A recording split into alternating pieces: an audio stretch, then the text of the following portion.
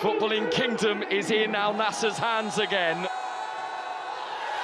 The class of 2026. 7 years of promise, pain, persistence and purpose.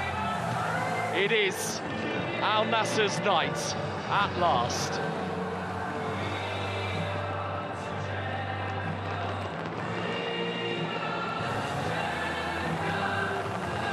Al Nassr are the champions.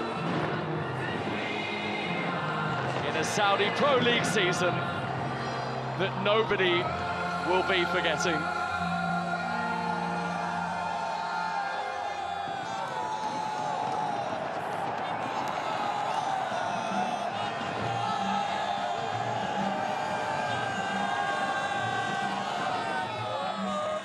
It's been an astonishing season, and it has a suitably fitting finale. Al Nassr win the league, and they